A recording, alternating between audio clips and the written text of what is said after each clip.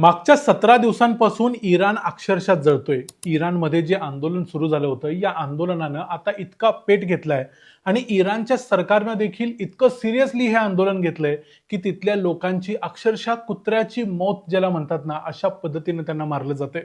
कारण इराणमध्ये मागच्या काही दिवसात अक्षरशः 2,000 लोकांची हत्या करण्यात आलेली आहे. म्हणजे तुम्ही विचार करा, काही ठिकाणी 5 लोक 10 लोकांचा मृत्यू होतो, त्यावेळेला केवढी मोठी गोष्ट असते. इथं तर 2,000 लोकांची गोळ्या घालून हत्या करण्यात आलेली आहे. ही अत्यंत दुर्दैवी गोष्ट आहे. जगाच्या इतिहासामध्ये मागच्या कित्येक वर्षात अशा पद्धतीची गोष्ट घडली नसेल, जिथं सरकारनं आंदोलनकर्त्या लोकांना अशा पद्धतीनं गोळ्या घातल्यात. आणि आता तर इराणनं तिथला किल स्विच दाबलाय. आता किल स्विच म्हणजे काय? कारण इथून पुढे इराणमध्ये काय होणार आहे हे माहिती नाही. कारण इराणमध्ये काय होणार आहे हे बाहेर यायचे चान्सेस देखील जवळ आता संपलेले आहेत. त्यामुळे इराणमध्ये सध्या काय चाललंय, किल स्विच म्हणजे काय आणि 2,000 लोकांच्या मृत्यूनंतर अमेरिका ऍक्शन का घेत नाही, या सगळ्या गोष्टींच्या बद्दल बोलूया आजच्या या व्हिडिओमध्ये. मी आहे रणजित यादव आणि तुम्ही पाहताय द मराठी बाणा. मागच्या काही दिवसांपासून अशी चर्चा आहे की इराणनं आता किल स्विच दाबलंय. इराणचे जे प्रमुख आहेत अयातोल्ला अली खोमेनी यांनी असा आदेश दिला. आता किल स्विच म्हणजे काय? एक डिजिटल स्विच आहे जो बंद केल्यानंतर इराणमधलं संपूर्ण नेटवर्क बंद होतं, सगळं इंटरनेट बंद होतं. याचबरोबर इराणचं सॅटेलाइट बरोबर असलेलं सगळं कनेक्शन बंद होतं. एकूण काय, इराण ह्या संपूर्ण जगापासून वेगळा तोडला जातो, अशा पद्धतीचा हा किल स्विच आहे. हा दाबल्यानंतर अर्थात होणार असं आहे की इराणमध्ये खोमेनींनी काय केलंय, किती लोकांना मारलंय आणि किती लोकांना गाडलंय याची कुठलीही माहिती बाहेर येणार नाही आहे. आता मागच्या काही दिवसांपासूनच अशा हत्या चालू झालेल्या होत्या. थोड्याफार प्रमाणात mobile towers, internet, land connections, broadband अशा गोष्टी इराण सरकारनं बंद केल्या होत्या. पण इराण सरकारला सगळ्यात मोठी अडचण आणलेली ती म्हणजे इलॉन मस्क यांनी. इलॉन मस्क यांनी काय केलं, ज्या वेळेला इराणनं सगळं इंटरनेट बंद करायचा निर्णय घेतला, त्यावेळेला इलॉन मस्क यांनी आपली स्टार लिंक इराणमध्ये उतरवली. त्यांनी सांगितलं की स्टार लिंकचं जे सॅटेलाइट बेस्ड इंटरनेट आहे ते इराणमधल्या लोकांना वापरता येईल. आणि त्यामुळे झालं असं की इराणमधले सगळे मोबाईल्स हे स्टारलिंकच्या इंटरनेट बरोबर कनेक्टेड राहिले आणि त्यामुळे एकमेकांच्या मध्ये मेसेजेस पास केले गेले की कुठं काय झालं, काय नाही झालं. त्यामुळे इराण सरकारचं असं म्हणणं आहे की या स्टारलिंकचा वापर करून इराणमधले लोक मिसइन्फॉर्मेशन, डिसइन्फॉर्मेशन पसरवत आहेत आणि त्यामुळे होत आहे असं की इराणमध्ये मुद्दाम लोक एक खोट्या प्रकारचं प्रोटेस्ट करत आहेत, आंदोलन करत आहेत. त्यामुळं या स्टार लिंकला संपवण्यासाठी मग ते जीपीएस बेस्ड कन्फ्युजन तयार करून एक सॅटेलाइट बेस्ड इंटरनेट देखील आता इराण सरकार बंद पाडतंय आणि त्याची सुरुवात देखील झालेली आहे आणि त्याचा परिणाम देखील दिसायला लागलाय. स्टार लिंकची किंवा इलॉन मस्कची ही सवयच आहे. ज्या ज्या ठिकाणी काही प्रॉब्लेम असेल, ज्या देशामध्ये जिथं अमेरिकेचे इंटरेस्ट असतील, त्या प्रत्येक ठिकाणी स्टार लिंक फुकट इंटरनेट देते. आता तुम्हाला सांगण्याची इंटरेस्टिंग गोष्ट म्हणजे व्हेनेझुएलामध्ये देखील स्टार लिंकनं सांगितलंय की तिथं लोकांना फुकट इंटरनेट वापरता येईल. आता अर्थात जिथं कुठलीही गोष्ट फुकट असते त्यावेळेला तुम्ही स्वतः तुम्हाला वापरायला देत आहात हे तिथं लक्षात ठेवलं पाहिजे. ज्या ज्या ठिकाणी कुठलीही गोष्ट फुकट असते त्यावेळेला आपला डेटा हीच सगळ्यात मोठी किमती वस्तू असते जी तिथं वापरली जात असते. असंच काहीसं इराणमध्ये देखील होत असेल. त्यामुळं इराणचे जे प्रमुख नेते आहेत, अनेक लोक आता पुढे येऊन असंच म्हणतायत की इराणमध्ये जे काही लोक मरतायत, आता 2,000 लोकांची जी हत्या झाली आहे, या सगळ्या हत्यांना जबाबदार आहे ते डोनाल्ड ट्रम्प आणि बेंजामिन नेतान्याहू म्हणजे इस्रायलचे पंतप्रधान. त्यामुळे या दोघांनी या हत्या केल्यात असं समजावं, असं त्यांनी स्पष्टपणे सांगायला सुरुवात केलेली आहे. कारण त्यांचं म्हणणं असं आहे की ट्रम्प यांनी आणि नेतान्याहू यांनी लोकांना उकसवून ठेवलंय आणि त्यामुळेच हे सगळे आंदोलन करतायत. खरं तर इराणमध्ये आंदोलन करायचं कुठलंही कारणच नाही. खरं तर हा निव्वळ ढोंगीपणा आहे. कारण इराणमध्ये एवढे सगळे लोक जे रस्त्यावर उतरले होते ते स्पॉन्टेनियसली त्यांच्या मनानं उतरवले होते.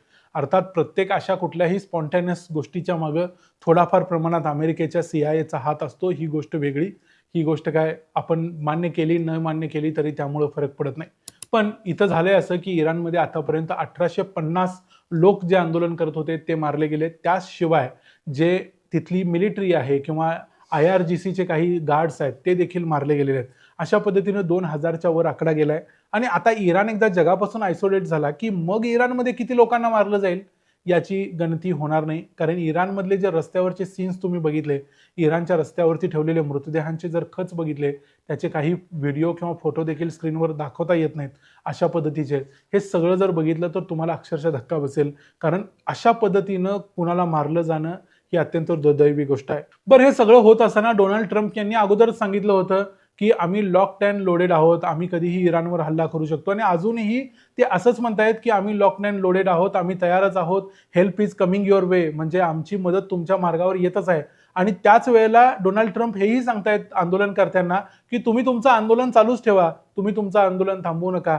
इराणमधल्या ज्या सगळ्या संस्था आहेत, मग तिथलं सुप्रीम कोर्ट असेल, तिथल्या पोलीस यंत्रणा असेल किंवा तिथली बँका असतील, जे जे काही सरकारी संस्था आहेत, त्या सगळ्या संस्था तुमच्या ताब्यात घ्या आणि तुमचं आंदोलन चालू ठेवा.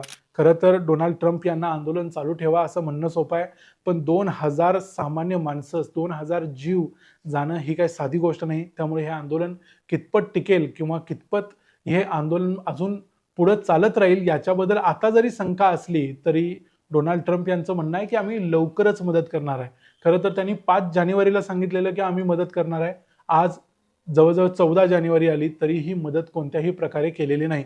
त्यामुळे इराणमधली आता परिस्थिती अशी आहे की अमेरिका मदत करेल तेव्हा करेल. आंदोलन तर इतक्या स्टेजला गेलेलं आहे की इराणमध्ये आता मोठ्या प्रमाणावर मास किलिंग होणार आहे, म्हणजे गोळ्या घालून मारलं जाईल ते वेगळं. त्याशिवाय इराणमध्ये जे आंदोलन करतायत त्यांच्यावरती इस्लाम विरोधी किंवा धर्मविरोधी कारवाई करण्याचे गुन्हे लादले जाणार आहेत आणि त्या सर्वांना रस्त्यावर आणून त्यांना फाशी दिली जाणार आहे.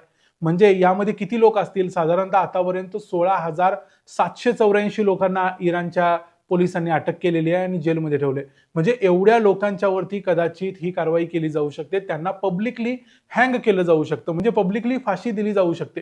म्हणजे इतक्या सगळ्या घटना होत असताना जर इराणमध्ये जी रिजिम चेंज तिथल्या लोकांना एक्सपेक्टेड आहे किंवा अमेरिका ज्या गोष्टीबद्दल सतत सांगते आहे की इराणमध्ये रेजिम चेंज होणार आहे, ती अमेरिका करण्याच्या पोझिशनमध्ये नाही आहे असं आता वाटायला लागले. पण अमेरिका कधी ॲक्शन घेणार आहे माहिती नाही, पण अमेरिकेनं सुरुवातीपासून सांगितलंय की ॲक्शन घेणार आहे आणि ॲक्शन अजूनही होऊ शकते. पण त्यासाठी अमेरिका जो वेळ घेते आहे तो वेळ अत्यंत दुर्दैवी आहे. कारण त्यांनी तिथल्या लोकांना जर उकसवून ठेवलंय, अमेरिका तर ॲक्शन घेत नाही, त्यामुळे सामान्य लोकांचा तिथं जीव जातोय. कदाचित अमेरिकेला या सगळ्या त्यांच्या जे नवीन पाप ते करणार आहेत त्याच्यामध्ये सहभागी साथीदार मिळत नसावेत असंच इथं वाटतंय.